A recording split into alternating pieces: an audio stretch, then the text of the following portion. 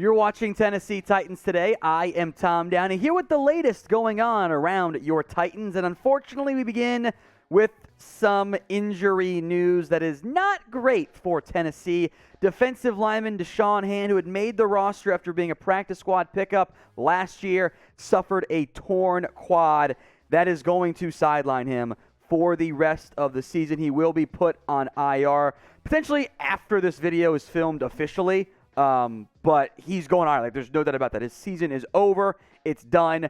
Putting Tennessee in a bit of a not as great depth spot along the defensive line. Jaden Peavy and Larrell Murchison are some of your top practice squad options. Hand was not a massive contributor for Tennessee. He wasn't going to be, but he did make your 53. This team thought he was one of your best players on the roster. He only played 2 snaps, suffered that torn quad on the second. It's a brutal break for Hand, who had finally kind of settled in, I think, a little bit with the organization. Now he's going to miss some more time. It does leave Tennessee thin again up front. Remember, Harold Landry's already out for the year. Danico Autry, who's going to play some defensive end, outside edge in some 4-man fronts, etc. there. That's going to be a big thing for Danico Autry. For Tennessee, you're thin right now. It means more DeMarcus Walker. Kevin Strong actually played pretty well, I thought, with more snaps available, with Hand banged up as well. That's a bit of a problem from that standpoint there. Hopefully Hand gets healthy quickly, but he's going to be out for the year, of course. So send some good vibes out there for DaShawn Hand. Type in 94, his number, to wish Hand a speedy and successful, of course, recovery. Now, we are not that far away, my friends, from 274 subs, I should say, from 5K subscribers. Let's get there. Hit that big red button. You get free Titans videos all day, every day, all week, right here on Titans Today. If you want the best objective Titans analysis, this is the right spot. Subscribe today. Coming up next, the vast majority of today's show is going to be focused in on the offensive issues. You're playing a Giants team that was without some of their better players, and you scored 20 points in total. And again, I have doubts, just like I did last year, about Todd Downing as the OC. Like I know so many of you have doubts about Todd Downing. We're going to break down some, really what I call, even some questionable decisions with how you used your players, your play calling, and the usage rates that did not make sense to me at all in week 1. Before we get to that, though, the pinned question of today's show, the pinned comment, if you will. Do you trust Todd Downing as the offensive coordinator? Y for yes or N for no? I mentioned it's the pinned comment. So if an ad break comes here on YouTube, it's great timing. Take advantage of it. Head down there and let me know. Do you trust Todd Downing as the OC? Let's look at some week 1 snap counts here at receiver to begin. Robert Woods leads the way with 46. Nick Westbrook-Ikhine got 44. Kyle Phillips, that's the one that's fine as your slot. Treylon Burks is 24. Now, I don't like the snap count usage for Burks.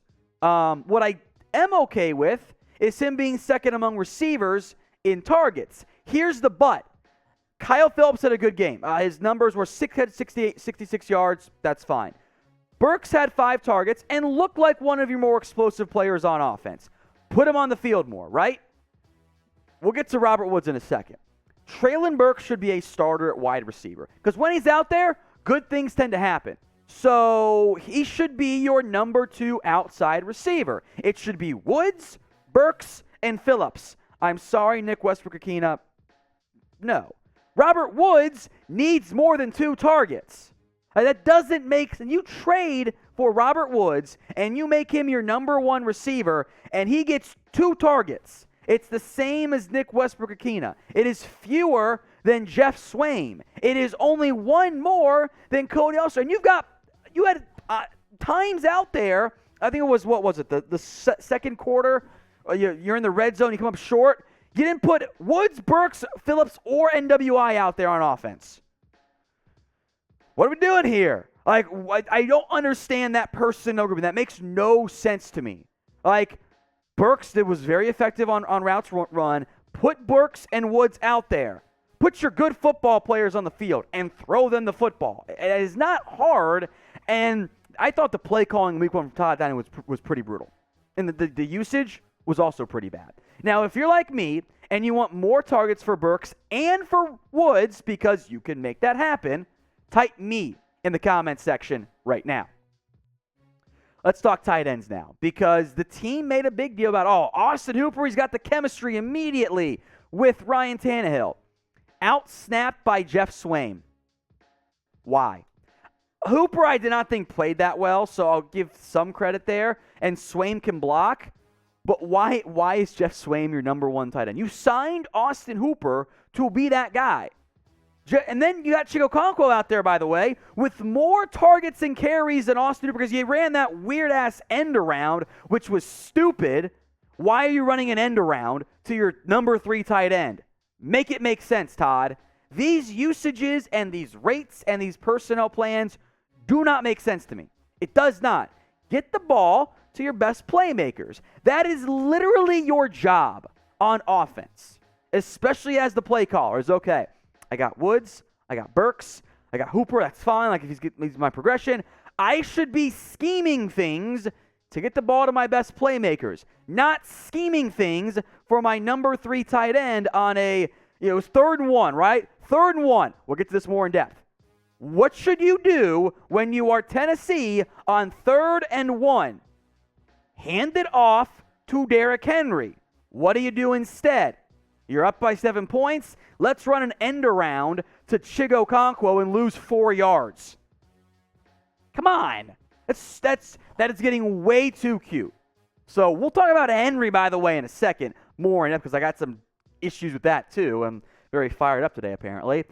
But today's show is made possible by BetUS. Head over to chatsports.com/bet and use the promo code you see on screen. That's chat125. It's a 125% deposit bonus when you put down at least $100. I had put money on Tennessee. I had Tennessee in all of my parlays just to beat the Giants. Not the spread, just the money line. And they killed me.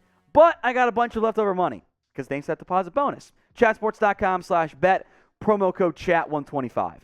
Now, the betting odds for week 2 are out. The Bills are a big favorite, a 10-point favorite against Tennessee.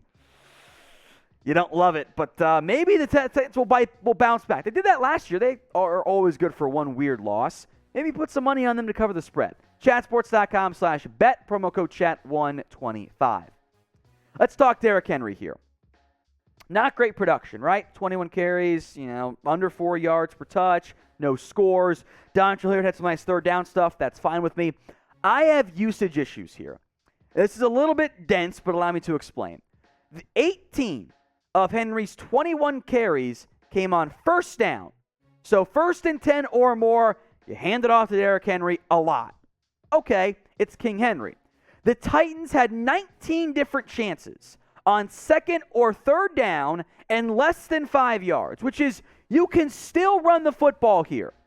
Derrick Henry got touches on 2 of those plays. Why? I'm fine if we want to try to keep Henry's usage down a little bit, but what are we doing here?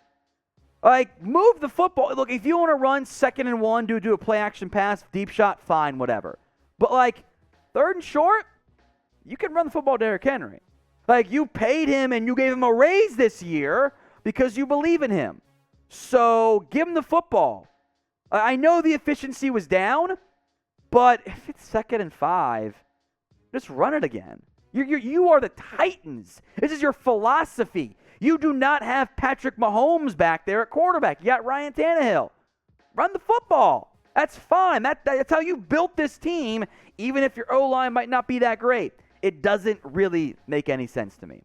So prediction time. How many TDs this year for Derrick Henry? I'm going to go with 12. Off to a bad start so far, but you guys can get your predictions in for me in the comments.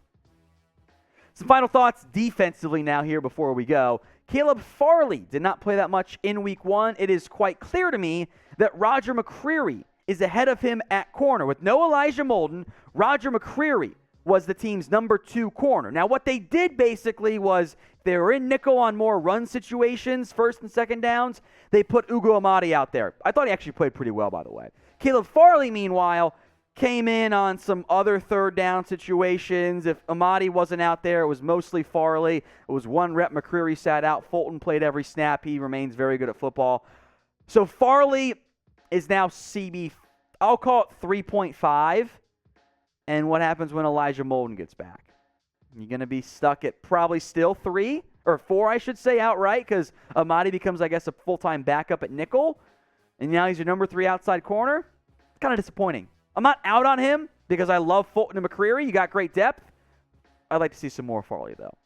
Now, if you have not already, hit that big red button and subscribe.